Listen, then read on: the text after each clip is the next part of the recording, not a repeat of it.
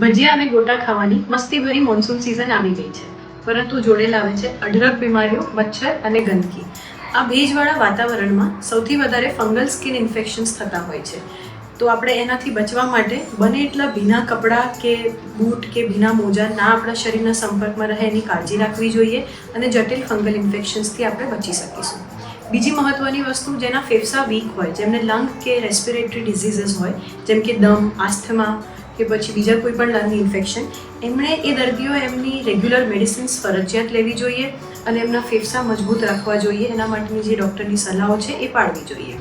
ત્રીજી વસ્તુ, જ્યારે પણ હવામાન બદલાય ત્યારે ખોરાક સૌથી મહત્ત્વની વસ્તુ છે. ગરમ અને તાજો ખોરાક ખાવો જોઈએ. ગમે ત્યારે ઈચ્છા થાય એટલે ખુલ્લા પડેલા ખોરાક, લારી પરના ખુલ્લા ફ્રૂટ્સ કે ગમે ત્યાંના પીણા ના પીવા જોઈએ. એનાથી ખૂબ બધા ઇન્ફેક્શન્સ થતા હોય છે. ટાઇફોઇડ છે, કોલેરા છે, તો એ બધાથી આપણે સેફ રહેવું જોઈએ. ચોથી મહત્ત્વની વસ્તુ છે ડેન્ગ્યુ અને મલેરિયા, જે બધાને ખબર જ છે કે તમારી આજુબાજુમાં ગંદકી, કચરો ના થવા દો, પાણી ના ભરાય, એની ચોખ્ખાઈ રહે એ સગવડ રાખો અને સાવચેત રહીને શરૂઆતથી એ સગવડ રાખો. કહેવાય છે કે એક ઘરમાં જે માખી ફરતી હોય છે ને, એના ઉપર એ 1000 પ્રકારના કીટાણુઓને લઈને ફરે છે.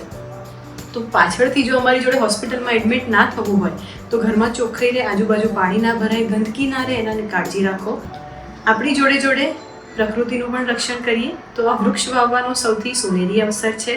અને ક્યાંક વરસાદની મોજ માણતા માણતા, મસ્તી કરતાં કરતાં, પલળતા ઉધરસ આવે કે તાવ આવે તો તમારા ડૉક્ટરને અવશ્ય સંપર્ક કરજો.